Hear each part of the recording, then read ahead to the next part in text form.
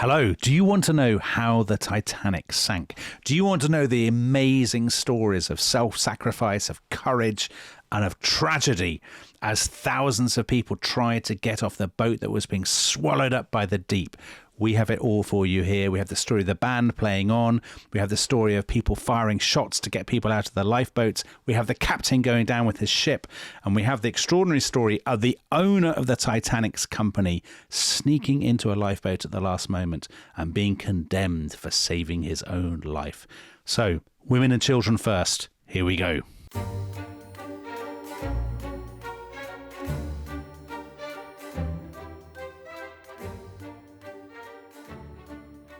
A great liner, stealing through the vast loneliness of the Atlantic, the sky jewelled with myriads of stars overhead, and a thin little wind blowing cold and even colder straight from the frozen ice fields, tapping its warning of approaching danger on the cosily shuttered portholes of the cabins, causing the lookout man to strain his eyes anxiously into the gloom. Inside this floating palace, warmth, lights and music, the flutter of cards, the hum of voices, the gay lilt of a German waltz, the unheeding sounds of a small world bent on pleasure. Then disaster, swift and overwhelming, turning all into darkness and chaos, the laughing voices changed into shuddering wails of despair. A story of horror unparalleled in the annals of the sea. So that, Dominic, was lingerie magnate Lucy Lady Duff Gordon writing in 1932. So that's 20 years after the disaster that was the sinking of the Titanic. She obviously survived, or else she wouldn't have been writing that, in circumstances that we will be exploring in today's episode, which is looking at the incredible drama of how the Titanic came to sink. And I use the word drama advisedly because it's often been pointed out that the length of time it took from the hitting of the iceberg to the final plunging of the Titanic down to the bottom of the Atlantic was about 2 hours and 40 minutes, which is the average time of a West End play. So it's kind of like a performance at the theatre, and it has, it's been retold many, many times. It has that quality of an awful drama, doesn't it? It absolutely does. I think partly because, as with many times when you go to the theatre, you know the ending. So there can be few people who approach this story without without knowing that the Titanic is going to sink. But I think that gives it means that any narrative of it, as is no different, is charged with a kind of dramatic irony from the beginning. That it's the story of a lot of people who think everything is going to be all right, who have no idea what is coming. I mean, that's true. More than all right. They think it's heaven, don't they? I mean, as in that passage we just read. Yes, absolutely. We ended last time with quoting German waltzes and cards and all kinds of things. We the last episode where we were talking about the passengers on the last night of their voyage. We had a quotation from a guy called Jack Thayer who said it was a night when you felt wonderful to be alive. Because the sailing conditions have been so good, because they're in this great floating palace. Stars ablaze overhead. And the calmness of the conditions is something that people should absolutely bear in mind, that it's very, very cold and very, very calm.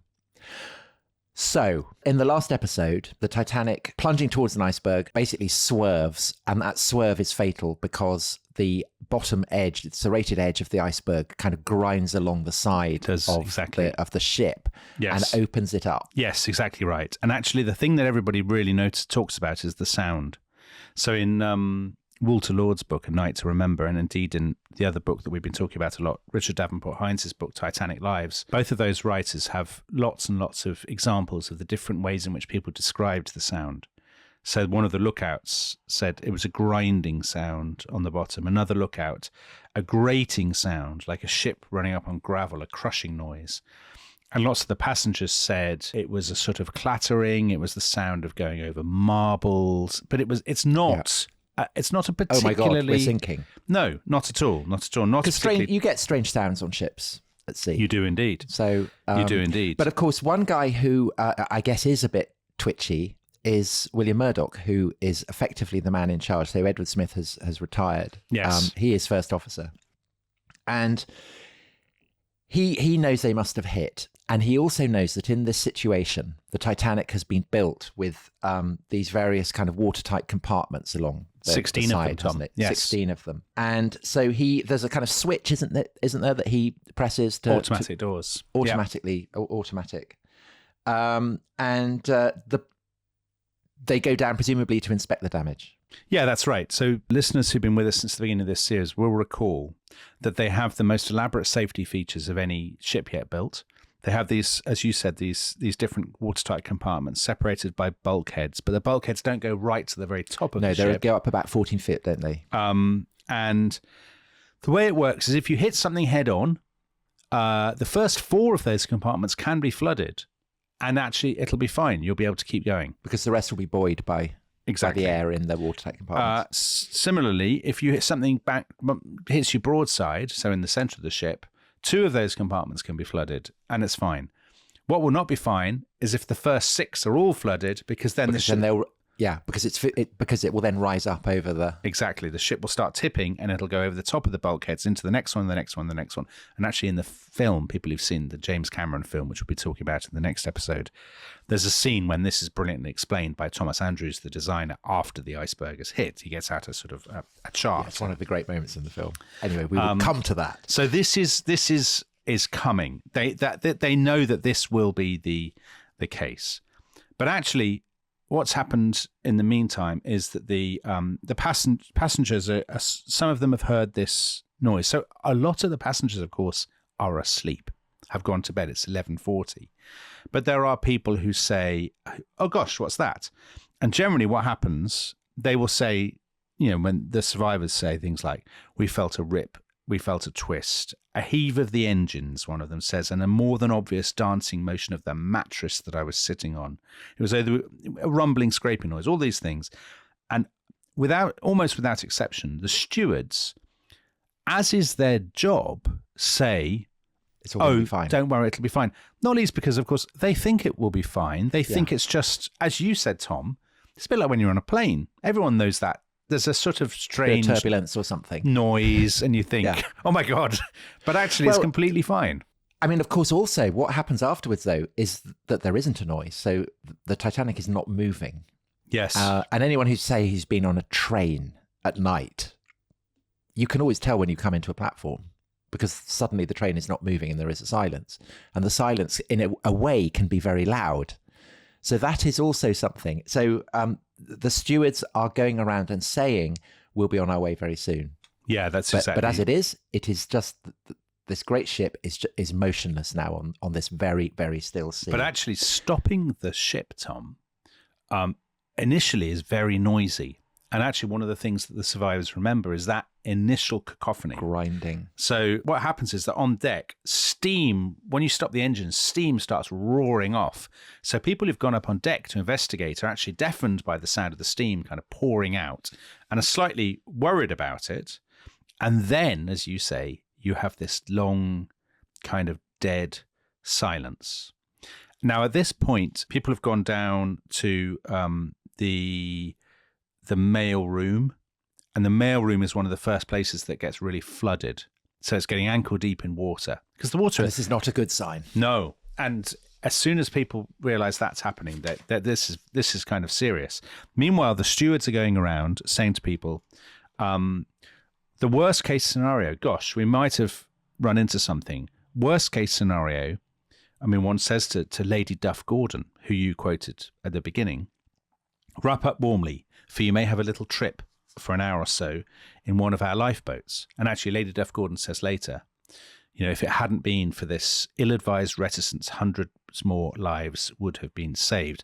Now, of course, the issue is, I mean, we'll get onto the lifeboats in a second, because a lot of people will be thinking of this already, I imagine, when they're listening. One of the issues is there are not enough lifeboats for the numbers of people.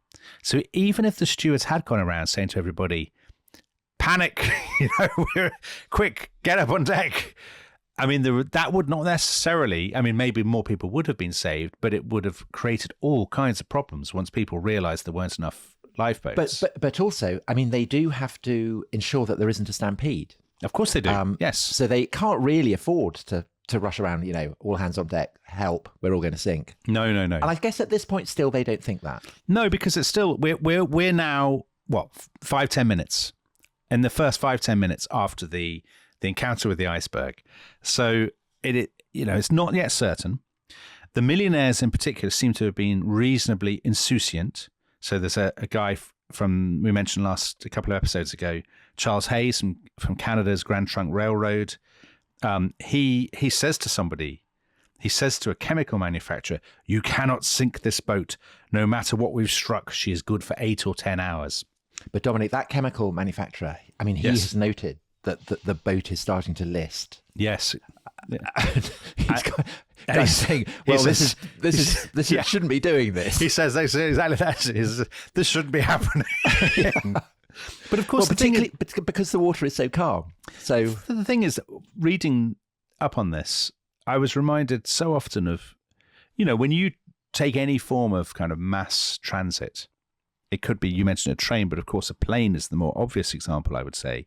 You put yourself in the hands of this great bureaucracy that you don't really understand the workings of it. And, you shuffle along in your queue when told to, you behave exactly as ordered. You don't generally be the person who makes a fuss and starts shouting. Yeah, because you're kicked off the plane.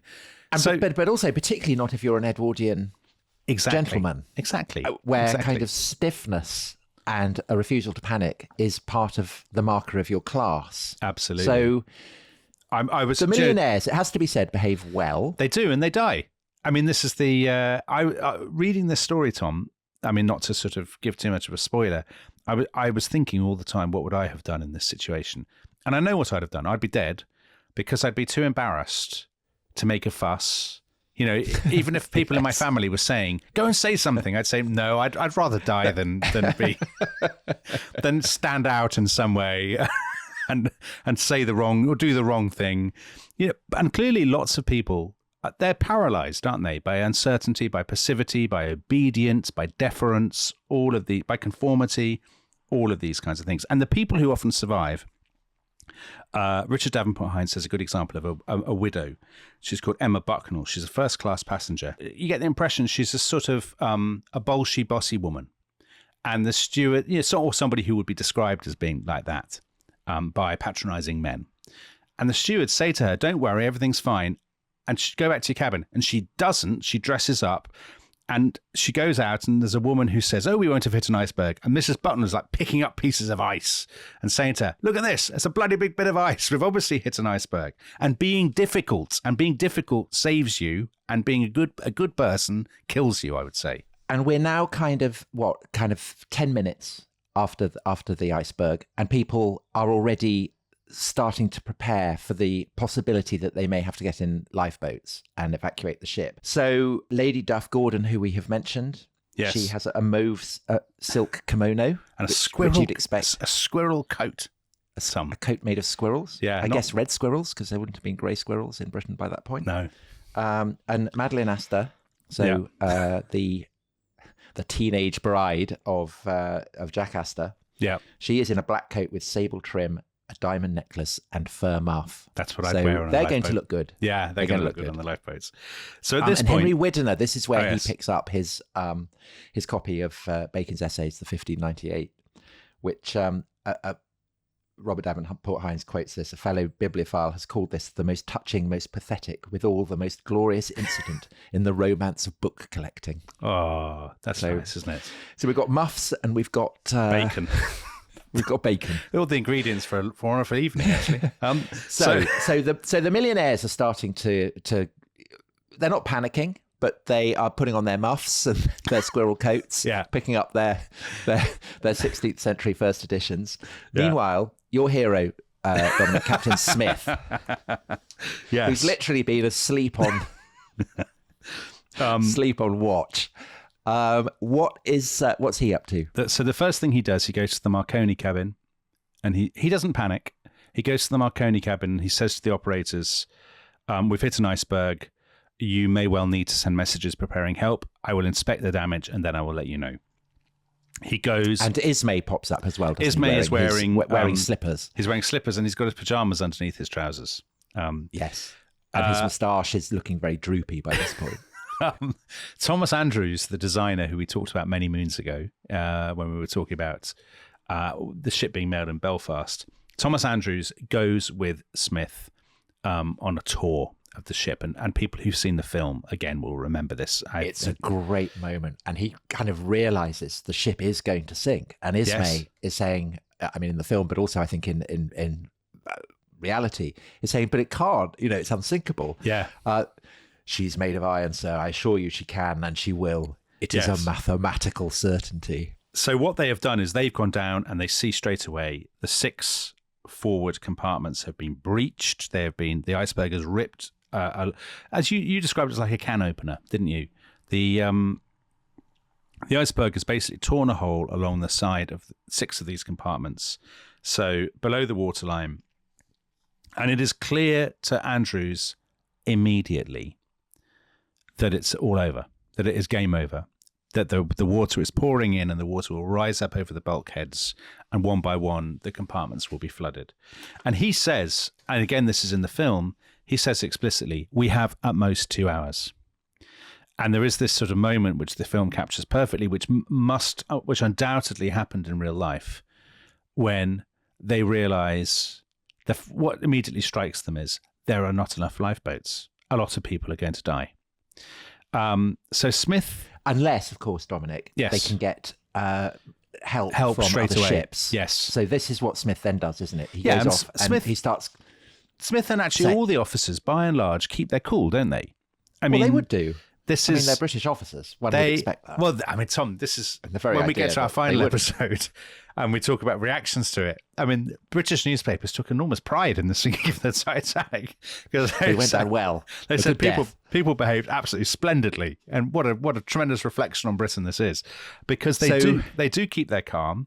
So he goes to the he goes off and he sends that he transmits CQD, which is the international call for help. Yes. And the first call goes out at midnight, the first distress call. So CQ is the Marconi code for all stations, and D indicates an emergency call. And it is known slang-wise as come quick danger. Yeah. So SOS does exist, but SOS has only been brought in 4 years earlier.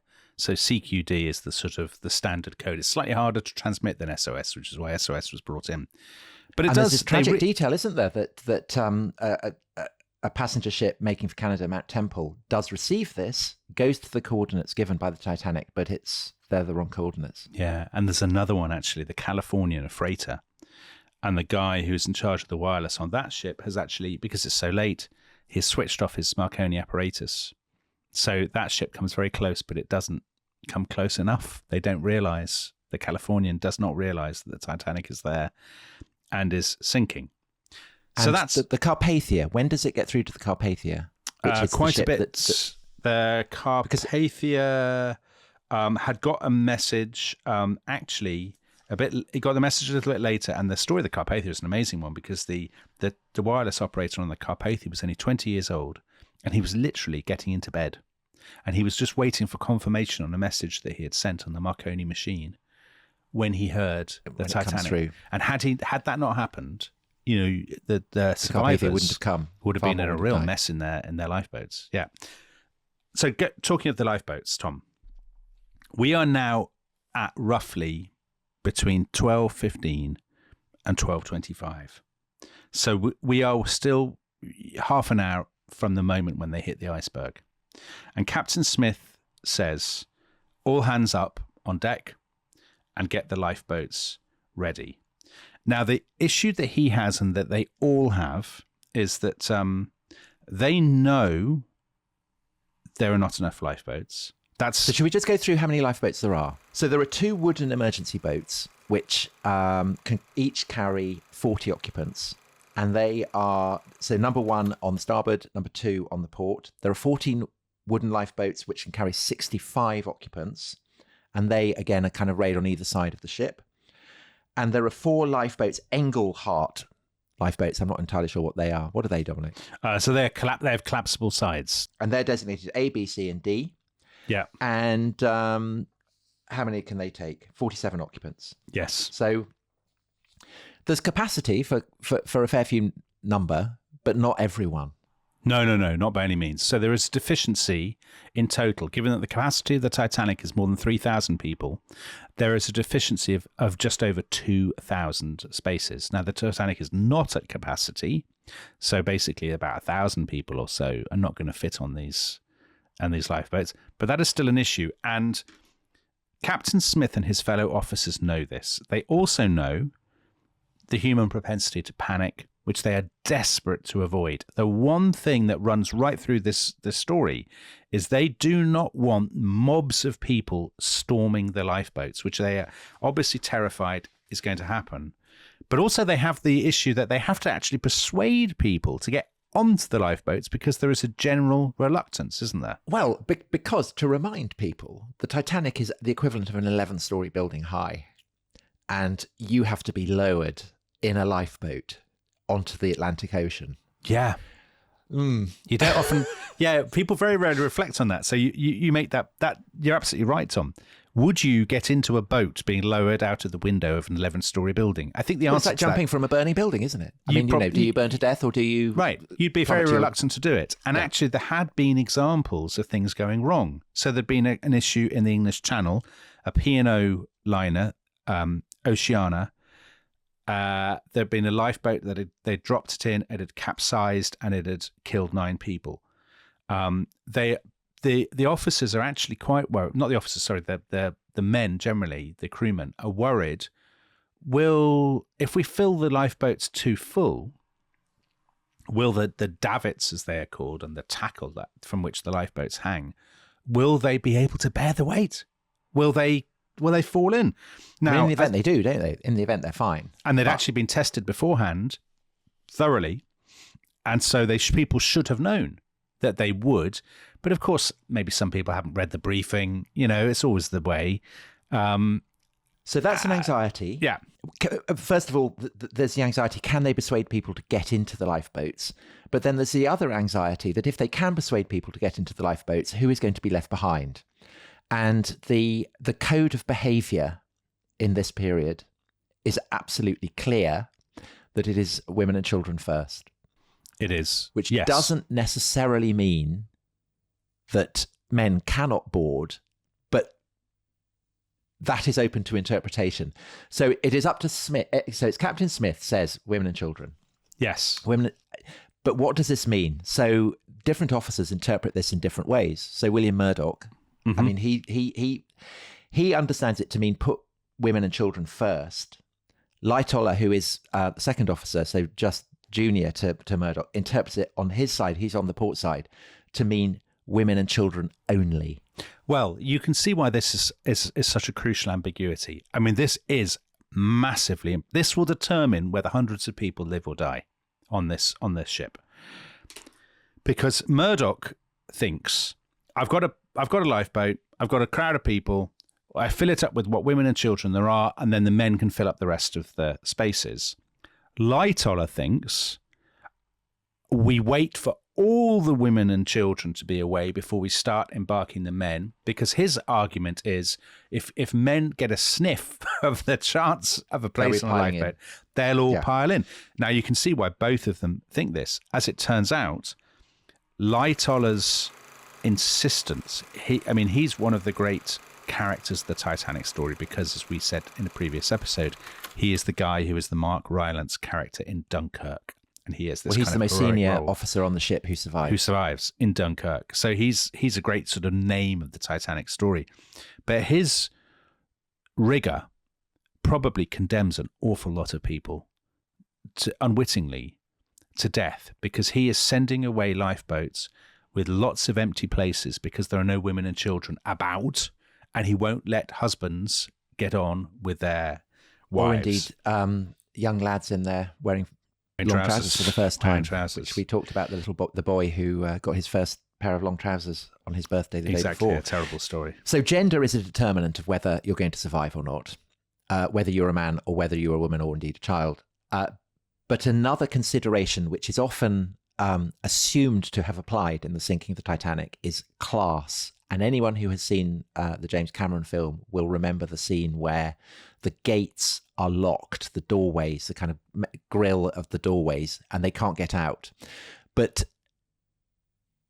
this is not kind of willful class hatred of the poor, is it? No. We talked about this yesterday, that these lock gates are there because they're required to be locked by US immigration, and they are definitely opened by midnight. Yes. So the gates, they are slow to open the gates. The gates exist because of US immigration regulations to stop the spread of disease. That is the rationale for it. They do open the gates. I mean, what are we, 45 minutes, 50 minutes after the iceberg has hit? So you can absolutely argue they open them too late. And they do open them too late, no question. And the reason they do that is not because they think, who cares about the third class people? Yeah. It's because they are deluged with stuff. I mean, literally deluged with stuff. They are in a terrible, situation. They're trying to do lots of different things. The British investigation to this, the official investigation, because you dug into that, didn't you, Tom? I can see you've got the stuff here in the notes, that there are third-class passengers, but were also quite often reluctant, and this is borne out by a lot of accounts from stewards and surviving stewards and officers and things. Third-class passengers were often very reluctant to go up on deck, to get in the lifeboats, to leave their baggage behind, because of course their baggage means so much. Well, also lots of them don't speak English. Yeah. So that's also a consideration. I mean, the confusion and the chaos. So the conclusion of, for what it's worth, and I guess people might say, well, they would say that, wouldn't they? It is no doubt true that the proportion of third-class passengers saved falls far short of the proportion of the first and second class, but this is accounted for by the greater reluctance of the third-class passengers to leave the ship, by their unwillingness to part with their baggage, by the difficulty in getting them up from their quarters, which were at the stream ends of the ship, and by other similar causes. And that's borne out, Tom. There's a guy called John Hart, who's a third-class steward, and he was in charge of a group of single women, couples with children, and wives travelling on their own with children. And he testified to the inquiry and said they did not believe the ship was hurt in any way. And he is being told, take the women upstairs. And he says, he takes a load up. Some of them say, it's very cold, and they go back downstairs again. Some of them say, they would rather remain on the ship than be tossed about on the water like a cockle shell. And I think that image, that has the ring of authenticity. There are some Finnish girls who he's taken up and they get into one of the lifeboats, but they're actually women who he has put in a lifeboat who get out again and scurry back into the liner where they say it's warmer. I mean, it does seem the case, doesn't it, that there is not deliberate prejudice against third-class passengers as opposed to second and first. No, I don't think so. I think certainly on the part of the people who are loading, allowing people onto the lifeboats, that it is very much focused on gender rather than on class. Yeah, and I think what's also true is you might think, well, are there instances where first and second class passengers are saying, or particularly first class passengers, let me through, I've paid more for my tickets and all that. That absolutely does not happen. Because that would be their code. Exactly. Their code, I mean, you could argue that, their code kills them. Their code of reticence, of noblesse oblige, that actually, if a lifeboat is being sort of sent away, is being lowered, if you're standing there, Tom, I would advise you, do all that you can to get on that lifeboat. Right. Scratching, clawing, doing what, because if you stand there... Yeah, as we will see, I mean, men who do take advantage of empty seats, they're not pushing women or children out of the way, but they get on because they might as well, because otherwise they're going to drown. I mean, they are not treated well in the aftermath of Titanic. No, they're not. I think very harshly. Tom, we should probably take a break, shouldn't we? Should we take a break, and we will return and we will get into the granular detail, the appalling, terrifying details of the lifeboats. So we'll be back in a second. Okay, bye-bye.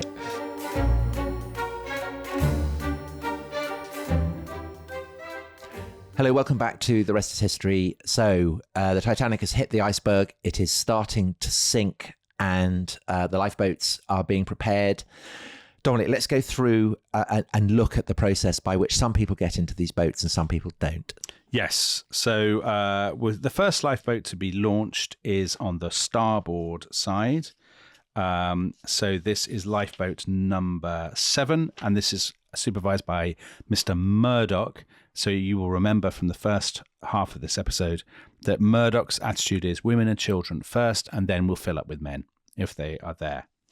So one of the issues, of course, they have is they're in a hurry, and they want to. They're constantly wanting to get a lifeboat away so they can load another lifeboat. Yeah. But also the lifeboat has to get away because when the ship sinks, I mean, that will create quite a wash. So the longer they have to get away, the more likely they will be to survive. And as a result of all this, an enormous proportion of these lifeboats are leaving with lots of extra capacity, not filled.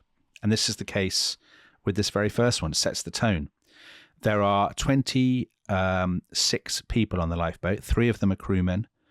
23 of them are first-class passengers. Of course, the first-class passengers are very close to the decks, so it makes sense that the first-class passengers are the first ones to be got away. But there are 39 spaces. So in other words, because it's less at this than point, half full. people are still saying, well, what's the point? Can't we just wait? It'll be all right. I mean, there are 3 guys who were French guys who've been playing bridge downstairs. Monsieur Chevret, Maréchal and Aumont. They get on lifeboat 7 when the women and children, when there are spaces and there's a call, generally men, they get on and they remember afterwards people saying, what's the point? Why bother? It'll be fine. So lifeboat 7 was between 12:30 and 12:45. So about an hour after hitting the iceberg.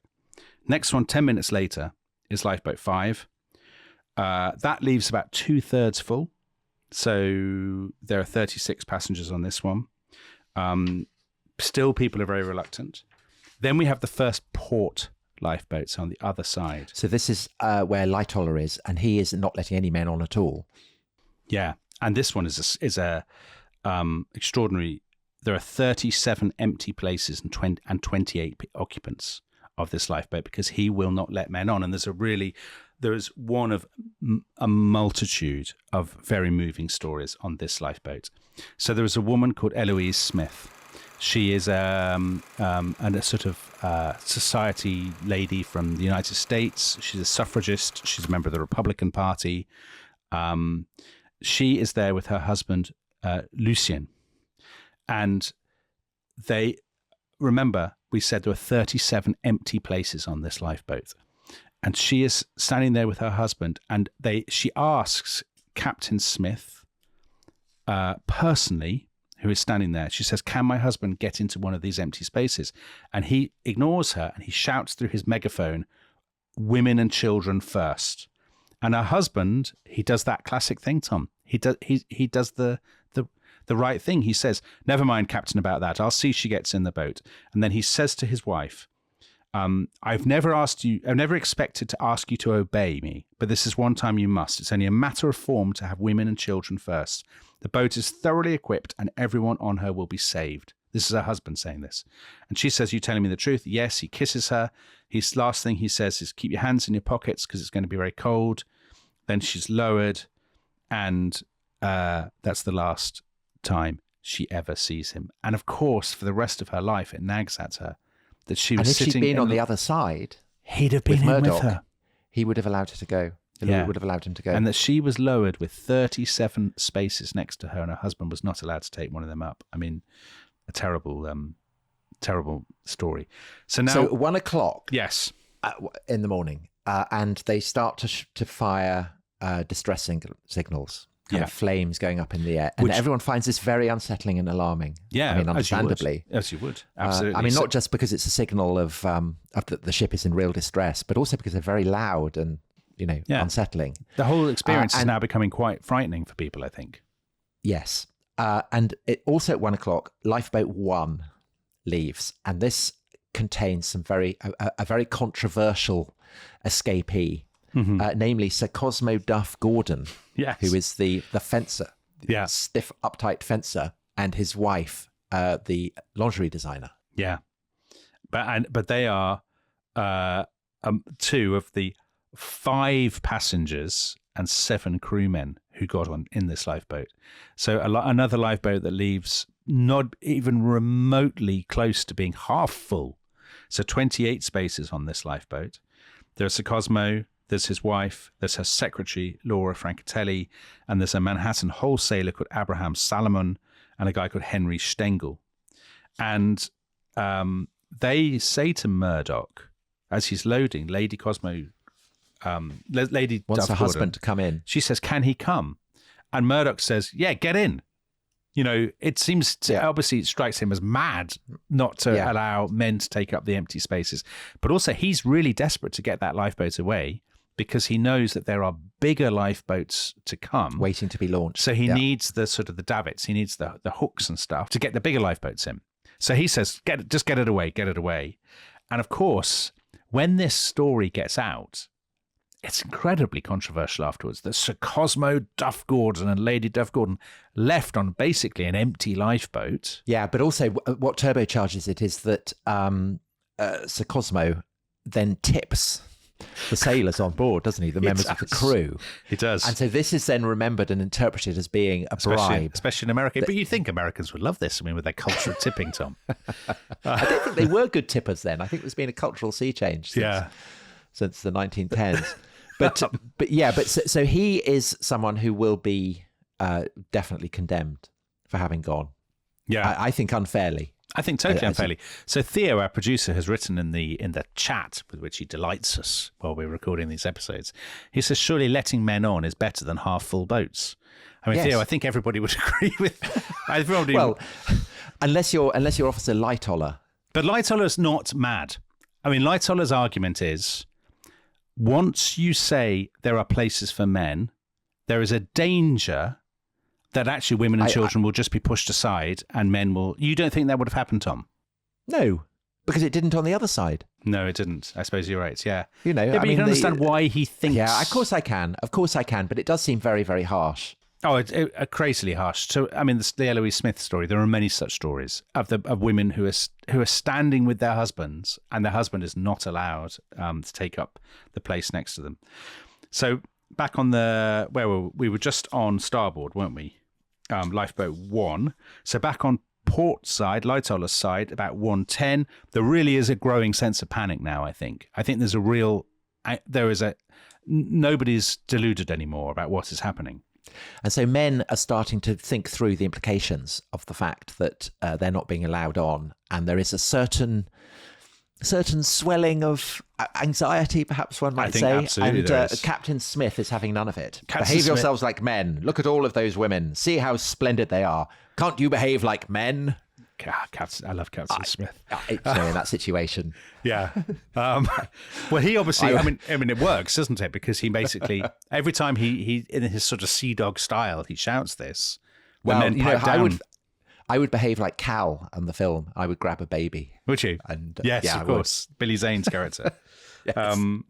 Well, there is a kind of abiding urban myth, which has never been proved, that there is a man who disguises himself as a woman. Yes, that's right. That's right. So now lifeboat 8 goes away from the port side. Then Lightoller loads another lifeboat 10. There are quite a lot of second-class women and children in this lifeboat. There's a good example. There's a family called the Wests from Cornwall. They're going to Florida. Arthur West has his... I mean, this is a very moving story. He's got his 2 daughters who are kind of very little girls who are sleepy. He puts them in their life jackets. He carries them to the boat deck. His wife, Ada, is pregnant. He lowers Ada and the 2 little girls into the lifeboat. He lowers a thermos flask of hot milk for his youngest daughter, who's 11 months old, by rope to his wife in the lifeboat. And that is the last time she ever sees him, because, of course, he's not allowed in. And Dominic, there's a very similar story about Joseph Laroche, who people listen to our episode on the second-class passengers will remember. He is the only black man on the Titanic, and he has his wife and 2 daughters. And there is a similar scene. He gets them into the lifeboat. They're lowered, and he is never seen again either. Yeah. They're actually awful stories, aren't they? There's a remarkable story, isn't there, about this point of a couple called who are being ushered into lifeboat 3 who refuse to go, and this is Isidore and Ida Strauss. There's a very moving story, very famous story of the Strausses. So Isidore Strauss was one of the 3 plutocrats on board, who in the conspiracy theory is deliberately killed by JP Morgan, which is clearly not true. And he is with his wife, Ida. And he's told that he can board Lifeboat 3. Yeah. The guy in charge of the nobody would object to an old gentleman like you getting in. Exactly. And he says, I will not go before the other men. He refuses to accept that. And then his wife refuses to go. I will not be separated from my husband. As we have lived, so we will die together. And so then they basically they kind of wrap up and sit on deck chairs together and wait for their doom. They appear in the film where they are shown kind of hugging each other on a bed. But in reality, they perished on board. But I mean, either way, the story is so moving, isn't it? Yeah, because she was heard saying to him later on, we've been living together for many years, where you go, I go, that she wouldn't leave him, though she knew it meant certain death. And the story of their self-sacrifice immediately became a part of Titanic mythology. So I think it mattered that they were Jewish, because for the Jewish community in New York, this was seen as tremendous heroism. And their rabbi in New York said of Strauss, he was a loyal son of his people, a loyal American. Isidor Strauss was a great Jew. And now when we are asked, can a Jew die bravely? There is an answer written in the annals of time. He's not the only Jew to die bravely, though. So Ben Guggenheim, we talked about him, didn't we? Suave, son of the Leadville, Colorado silver mine dynasty. So he does what I think I would actually do in the situation, which is to go and don dinner dress. Do you know what? His final lines that were heard by a steward, I mean, I'm sure I won't say this on my deathbed, but I'd like to believe that I would. I am willing to remain and play the man's game if there are not enough boats for more than the women and children. I won't die here like a beast. Tell my wife I played the game out straight into the end. No woman shall be left aboard this ship because Ben Guggenheim was a coward. Yeah, you see, so I can't decide whether I would do that right? And dress up in black tie and insouciant, or dress as or a whether woman. I would dress as a woman, grab a baby, and jump, screaming and howling. Surely and the ideal would be I can't decide. Would be to do both. Be heard loudly saying, but then disguise yourself in a shawl as a sort of Croat peasant, and then you'd have to live under a double, a false life. Well, you'd have to live like a Croat peasant for the rest of your life. Which would be very poor if you were originally a billionaire. But it'd be better than being dead, I think it's fair to say. Make a great novel, actually. And also, Tom, imagine the satisfaction you'd get in later life, years later. Reading your obituaries. Yeah, or watching Hollywood films about the Titanic, seeing your own amazing lines, but knowing you'd fooled the world. So that's very heroic. And of course, I think even more famously heroic are the musicians. Oh, because the band really does play on, doesn't it? It does. It absolutely does. So this is probably the most famous story of all about certainly the most famous band story, I think it's fair to say. But you think, I mean, the idea that, I suppose the two things that everyone knows about the sinking of Titanic is women and children first, and the band plays on. The band leader was a guy called Wallace Hartley, who was from Colne in Lancashire.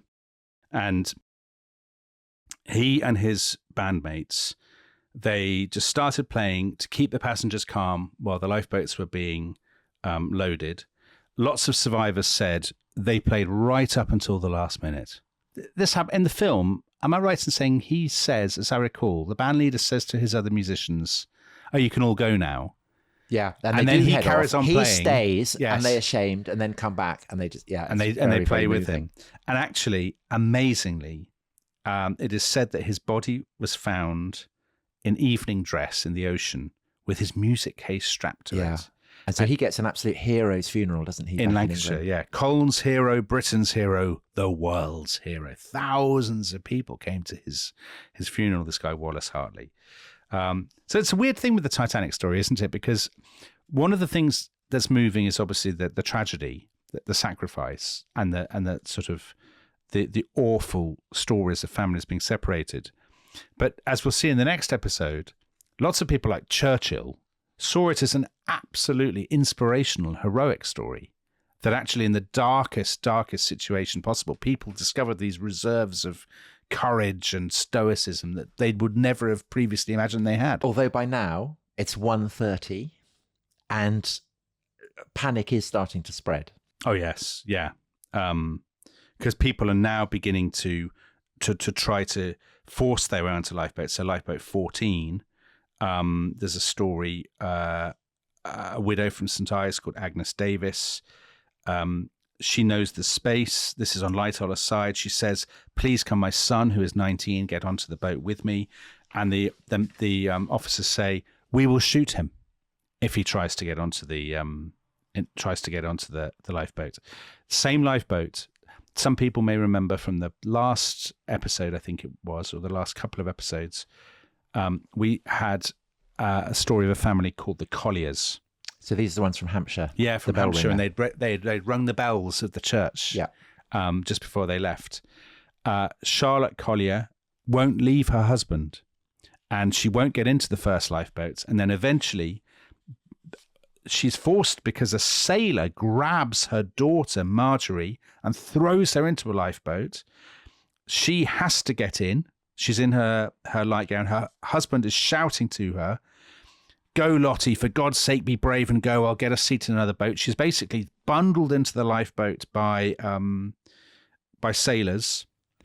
And she looks back, doesn't she, and sees her husband's back. Walking away. And that's the last she ever sees of him. And basically her life she is traumatized for the rest of her life. Yeah. I let myself be saved because I believed that he too would escape, but I sometimes envy those whom no earthly power could tear from their husband's arms. Oh, Tom, awful. Then there's this story, same lifeboat. She tells the story of the same lifeboat. She says a young lad got into the lifeboat. Richard Davenport Hines thinks this is the 16-year-old Liverpudlian Cooper, or Cooper's apprentice, Andrew Gaskell, who was being taken by a smooth, handsome bachelor to Canada.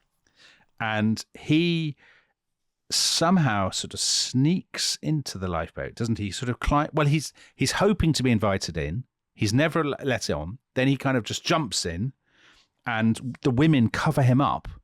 But he is spotted by an officer the fifth officer, Harold Lowe, who draws his revolver and says, you've got 10 seconds to get back on the ship or I'll blow your brains out. Yeah. And the boy is begging and sobbing. And then the officer says, that hasn't worked. And then he changes his tone and he says, for God's sake, be a man. We've got women and children to save. We must stop at the decks lower down and take on women and children. Which actually wasn't true. They weren't going to stop at the decks lower down. But the boy gets out kind of sobbing. The women are all sobbing. And that must have been the end of him, Tom. That must have condemned him to death.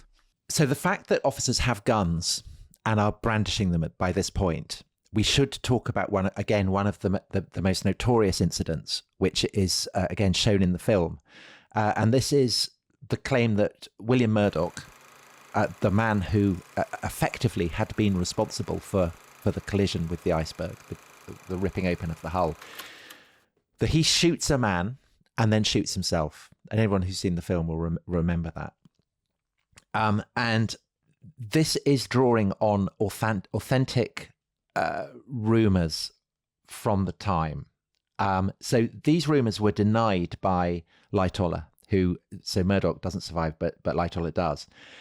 And he says that he saw Murdoch kind of busy working to free lifeboats when he was swept into the sea by a great wave crashing up. So that basically that's how he dies. And after the film came out, Murdoch's nephew sees it and is so offended on Murdoch's behalf that he complains. And in fact, film executives fly to Murdoch's hometown to apologise. And James Cameron says that the depiction of Murdoch in the film wasn't meant to be negative. He says, I'm not sure you'd find that same sense of responsibility and total devotion to duty today. This guy had half of his lifeboats launched before his counterpart on the port side had even launched one. That says something about his character and heroism. So there is, I think, a sense that this didn't happen. But there is a counter view that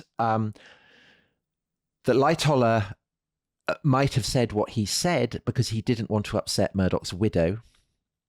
So he may deliberately have told a white lie. And adding to the possibility that Murdoch did commit suicide is the fact that he would have known that his career was over, and he may well have felt such a burden of guilt.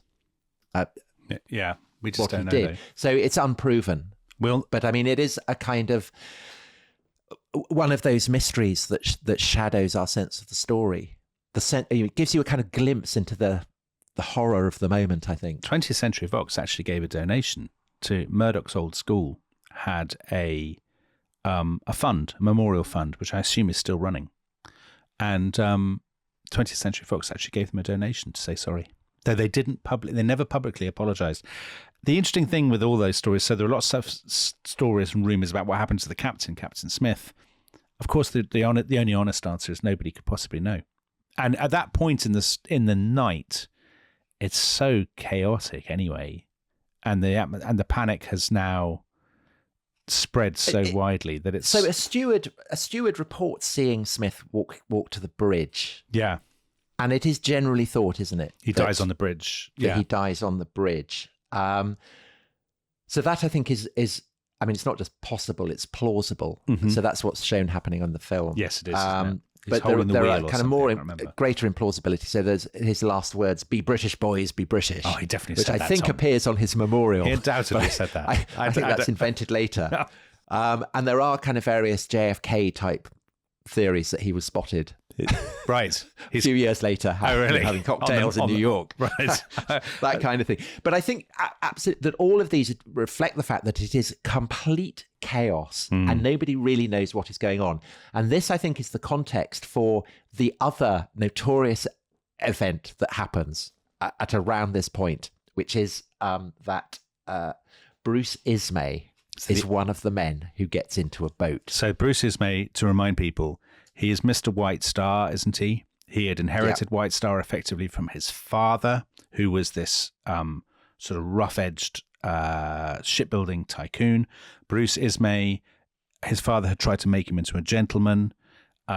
He is the personification of White Star, of the transatlantic race, of the trade to the world. So he's a worldwide celebrity. And he's despised by Americans as someone who's inherited his position from his father, and he's despised by the British as a kind of upstart man in trade. So he's a man without allies on either side of the Atlantic, really. And that means that what happens next is presented in the darkest shade possible, because it's 1:40, Lifeboat C is being loaded. Various people who we've met before are getting on it. So Emily Goldsmith and her young son Frankie. This is the people who are taking the boy Alfred Rush, who's just been given his long trousers. Oh yes. So the husband doesn't get in. Yeah. Kisses his son on the forehead. So long, Frankie. I'll see you later. Alfred Rush in his long trousers does not get in because he's proud to be a man. A crewman. I'm staying here with the man. Yeah, a crewman is trying to pull him on. He looks. We said before. Says no. He looks young, and he says, "I am staying with the men." And he's there in his trousers, and he's so proud of himself. Yeah, and of course, he's condemning himself to death. And so this is when Ismay gets in. So Ismay has been behaving well. He's been helping get people onto the lifeboats. He is urged to get on the lifeboat by one of the sailors. Gets in, but there are various accounts that he jumps in earlier, whatever. But I think the consensus would be that probably that he essentially, it's as with the Duff Gordons, that there are no women and children to hand. There is a space. He gets in. Well, there are 6 when that lifeboat leaves, Tom. There are 6 empty spaces. He is not denying somebody else a space. So there is room. There is absolutely room. So the British report on the tragedy says, had he not jumped in, he would merely have added one more life, namely his own, to the number of those lost. But this is something that we will be looking at in our final episode when we look at the reactions to it. Is the judgments on Ismay in the film? I mean, we'll talk about this in more depth next time. But in the film, the moment when he does this. I mean, he's been shown as a pretty despicable character, hasn't he, throughout the film? He always is. In every drama, he's shown as a terrible man. He looks so shifty and furtive and he kind in of his slippers and his dressing and gown. he slips onto the boat at the last minute. Yeah. But I mean, personally, I think that is unbelievably harsh. I mean, he did the right thing. Well, Dominic, we will discuss this in due course. But it doesn't help, Ismay, does it, that people who are considerably more famous and celebrated and richer than him do stay. And I suppose the richest of them all is Astor. Yes. So about 1:55 now. So we're an hour and 15 minutes after they hit the lifeboat. Remember, Thomas Andrews had said it would sink in 2 hours. So, they're more than halfway through that time, and they're really running out of lifeboats now. So this is the last big one. Lifeboat 4, port side. Lightoller is filling it. There's been a bit of faffing around with what deck it's going to go from. We don't need to necessarily go into that. Lightoller is saying, come on, come on, come on. Astor is standing there with his child bride. Pregnant child bride. She gets in. He says to her, please get in to please me. And then he says in this sort of quiet, courteous way to Lightoller, is there any chance I could get in with my pregnant wife? And Lightoller says, no, sir. No men are allowed in these boats until the women are loaded first. So he's holding fast to that commitment. And Astor is clearly not happy by that answer. And he says to his wife, the sea is calm. You'll be all right. You're in good hands. I'll meet you in the morning. And he gives his gloves to her and then steps back from the rail and salutes her. And then the lifeboat is away. So there's one more lifeboat they managed to get away. Collapsible D, one of these lifeboats with collapsible sides. And so now, everyone on the ship, there are no lifeboats left. No. So what are you to do?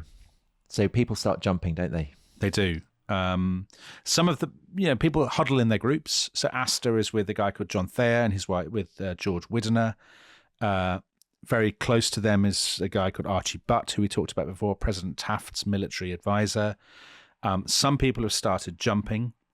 Lightoller and some of the other crew guys are trying to get down 2 more collapsible boats, which were fastened to the roof of the officers' quarters. This happens in the film, doesn't it? They're trying to get them onto the deck.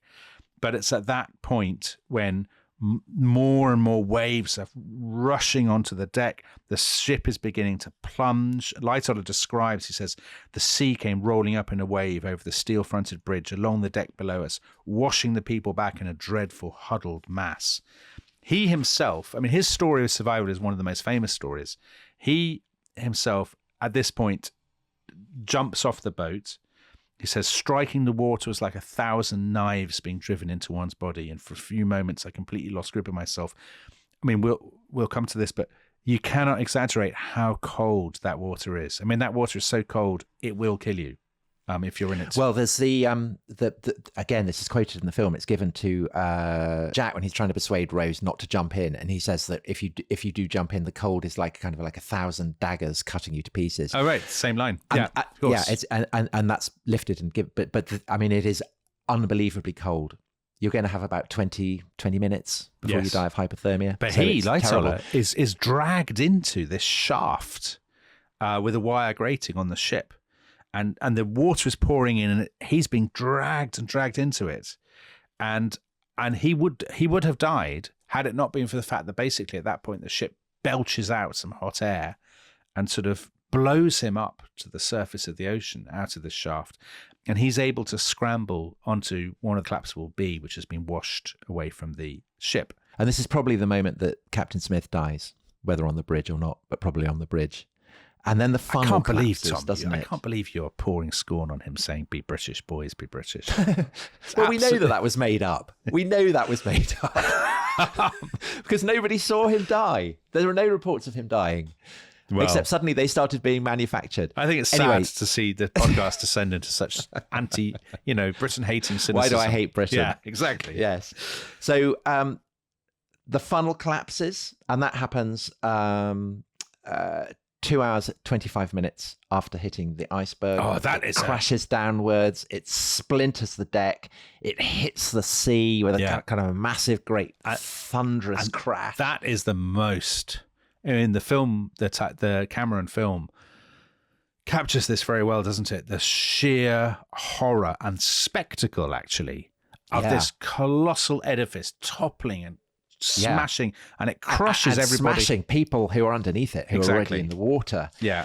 And one of the things interesting about the survivors on the lifeboats who are watching it, again and again, they come up with the same metaphor. So Beasley, who we've talked about, he compares it to a stricken animal, this thing, the ship. And then Violet Jessup, who is one of the stewards who we quoted earlier, who's got into one of the lifeboats. One of the huge funnels toppled off like a cardboard model, falling into the sea with a fearful roar. A few cries came to us across the water, then silence, as the ship seemed to right herself like a hurt animal with a broken back. So the sense of it as a living creature that is in its death throes, really, really powerful. And, the visuals of it are incredible. The lights flickering, dimming, flickering again, and then at 2:20 going out 2 hours and 40 minutes after the iceberg had been glimpsed. So Ismay, who is in, we talked about, to look. He sits with his back to it. Some people look. Lady Duff Gordon, she sees the lights being extinguished. She says, I turned shudderingly away. Then I forced myself to look again. Yet another row of lights had disappeared. Then her husband cries out, my God, she's going. And then what they all describe, so they do. It's the most extraordinary moment. It's the noise. It is the... Well, no, before that. Oh, go on. Before that, there's... I mean, the bit that for me, when I saw the film, traumatized me so much that I couldn't bring myself to watch it again until a few days ago. Because what happened, so I'll read what Lightoller says. The huge ship slowly but surely reared herself on end and brought rudder and propellers clear of the water till at last she assumed an absolutely perpendicular position. In this amazing attitude, she remained for the space of half a minute. Then, with impressive majesty and ever-increasing momentum, she silently took her last tragic dive to seek a final resting place in the unfathomable depths of the cold grey sea. And Edith Russell, who's a fashion reporter who'd been in first class and got on one of the boats, compares watching it to the collapse of a skyscraper. And I think anyone who's seen the film, even if you hate the film, it's an incredible moment. There's the bit where Jack and Rose are clinging to the very top of it, and they're next to a bloke who drops off, and his corpse bounces off the propeller and into the sea. And then it just plunges down deep into the water. I mean, an amazing, amazing moment. It is. It's an incredible moment. But the thing that most people remember, actually, fun enough, is not so much the spectacle as it's the sound. It's the sound, because we started this with the sound of the marbles or the grinding of the iceberg just going along the side. And people say, Lady Duff Gordon, an indescribable clamour. Lots of people use the word clamour, because what happens is, you see, the people who die don't drown. They have life jackets on. By and large, they die of the cold, and it takes them 15 to 20 minutes to die. And all the lifeboats are around them, so people can hear the howling and crying and sort of the sound of it. Jack Thayer, one of the survivors, he calls it a continuous wailing chant from the 1,500 people in the water all around us. It sounded like locusts on a midsummer night in the woods in Pennsylvania. Now, you mentioned the Goldsmith family, Tom. So Frank Goldsmith and his son Frankie. Frankie, the little boy, is 9 years old. And his mother, they're on their lifeboat. His mother holds his head in her arms. She kind of cuddles him so that he won't see the horror. But he hears it, of course. He hears the howling. And later on, when he's growing up, he lives near the Detroit Tigers baseball stadium. He drove a milk cart. And whenever the team hit a home run, he would say, he had this moment of terror, because the roar of the crowd always brought back the sound of the 1,500 people freezing to death out there in the Atlantic. So people may be wondering, well, there are all these lifeboats with empty places. Why are they not going back to rescue people who've fallen into the sea? Some of them want to. Some of them do want to, don't they? Yeah. And the answer is that they're afraid that if they go back, they will get capsized and they will all die. And in fact, there is only one lifeboat that goes back, and that's Lifeboat 14, commanded by a man called Harold Lowe, who in the film is played by Owen Gruffydd. Oh, yes. And they go back once the dying people, in his words, have been thinned out. So kind of horrible way of putting it. He says it would not have been wise or safe to have gone there before, because the whole lot of us would have been swamped and then nobody would have been saved. And so he goes through, but they find only 4 men alive. And one of them is one of the Chinese firemen, a man called Fang Lang, who is found clinging to a door, which is, of course, how Rose survives in the film. Yeah, of course. So one story just to end on this, I think, to give you a sense of if we haven't had enough horror.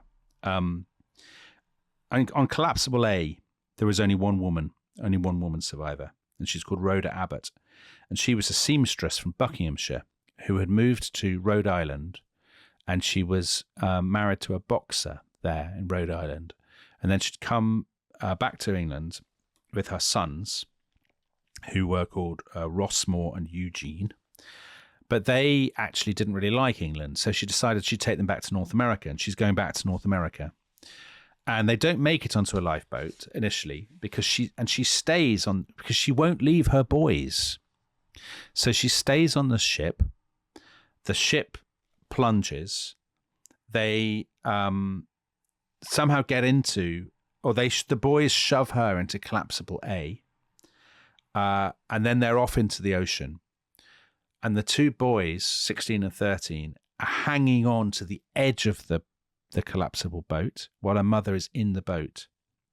But as Richard Davenport Hines says in his book, young men die more quickly in freezing temperatures because they have a lower percentage of body fat, but also because they tend to get more, excited, as it were. And that means they go more quickly into shock. And so the 2 boys are holding the edge of this boat, and their mother is looking on, and one by one they slip away into the sea, with her watching, and there is nothing she can do about it. And as Davenport Hines says, it must have felt unbelievable. Few women can have ever suffered as she did. So there you go. Well, to coin a phrase, a night to remember. We will be back imminently with our final episode, where we will look at the aftermath of the Titanic, the way that it's been understood, the myths that have grown around it, the metaphors that have been projected onto it. We'll look at the film. But of course, if you don't want to wait for that, if you, rather than hanging around on the deck of the Titanic, you want to get in a lifeboat, you can do that by going to therestishistory.com, and you will be able to have that episode right away. But for now, bye-bye. Bye-bye.